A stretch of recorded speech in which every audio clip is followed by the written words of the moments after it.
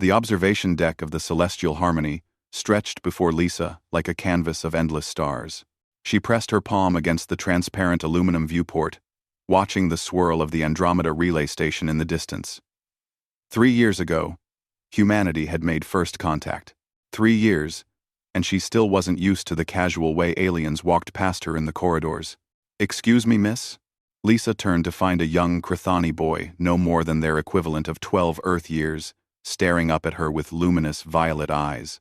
His scaled skin shimmered with an iridescent blue-green pattern, and his head tendrils swayed with what she'd learned was nervous energy. "Yes?" Lisa knelt down to meet his eye level, a gesture she'd learned the Krathani appreciated. "Are you lost?" "Krisen? Oh, Krisen? Krisen? No, miss, I wanted to ask you something." His voice carried that peculiar melodic quality of his species. "You are human." "Yes, I am," Lisa smiled gently. "My name is Lisa Chen. I'm a cultural liaison officer." The boy's eyes widened, and his tendrils went completely still, a sign of shock among his people. "Chen," he whispered. "Lisa Chen, from Earth Colony, Kepler 442b. A chill ran down Lisa's spine. "How do you know that?" "My mother knows you, human." The words hung in the air like a confession.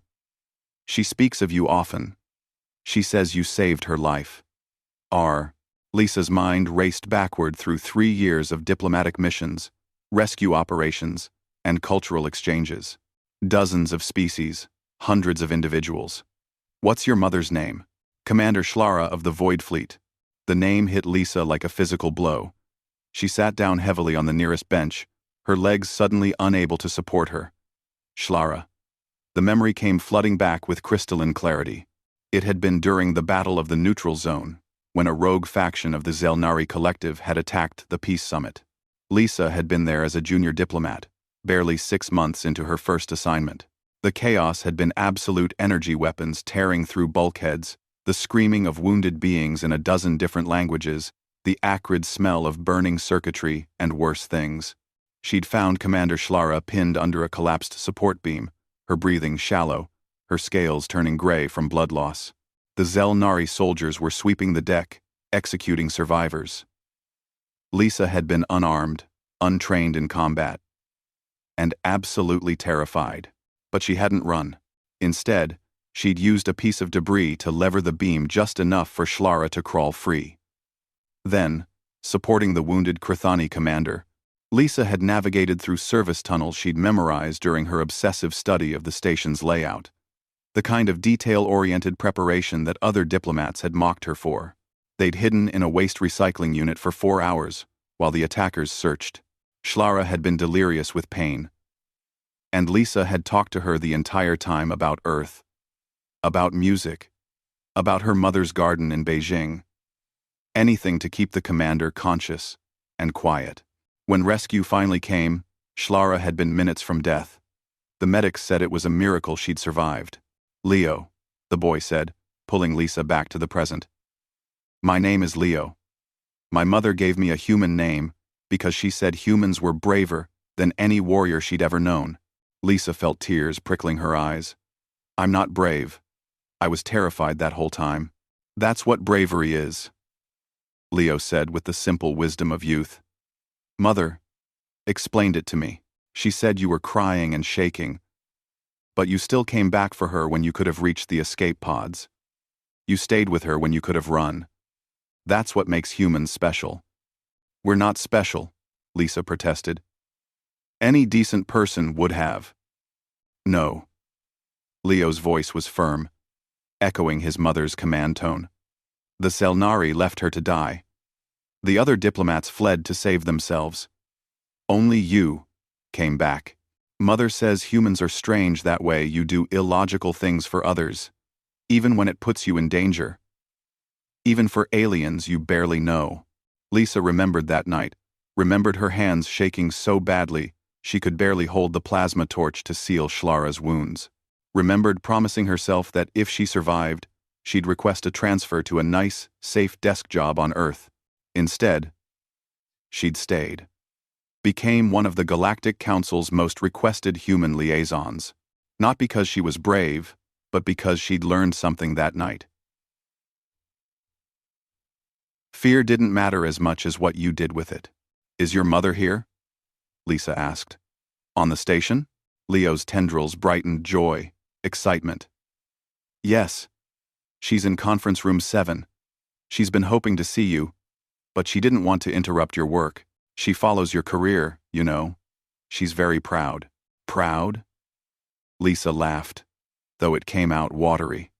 I just did what anyone would do. 4. That's what humans always say, Leo replied. He reached out and took her hand. Such a human gesture. Learned from cultural exchanges. But that's why the galaxy needs you. You think your courage is ordinary. That's what makes it extraordinary. 1 per minter. Sime. 1 per minter tenel ming. 70 tenel. Anran. 1 per mentor tenel. 1 per mentor tenel 70. 1 per mentor tenel. In the 5 1 per mentor tenel 70. They walked together toward conference room 7. The young Krathani boy and the human woman. Lisa's heart hammered in her chest. But she kept moving forward. That's what humans did. After all, the door slid open, and there stood Commander Schlara, older now, with scars on her scales that hadn't been there before. Her eyes met Lisa's, and in them was a gratitude so deep it transcended species barriers. Lisa Chen, Schlara said, her voice thick with emotion. I hoped I would see you again. Commander, Lisa managed. I see you've been well. Schlara looked at Leo, then back at Lisa. Because of you, I lived to see my son born. Because of you, I've watched him grow.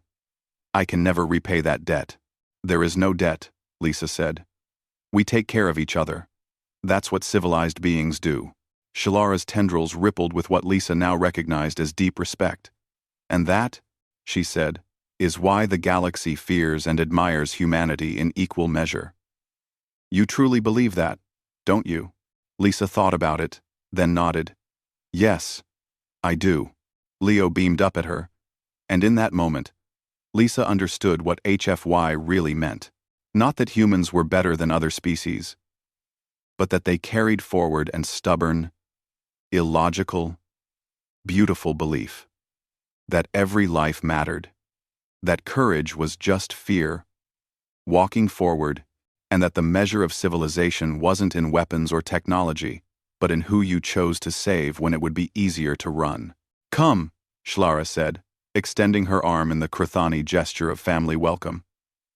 Let us share a meal. I want to hear everything about your adventures. As they walked together, human, commander, and child, Lisa smiled. Yes, she thought. This was why she'd stayed among the stars.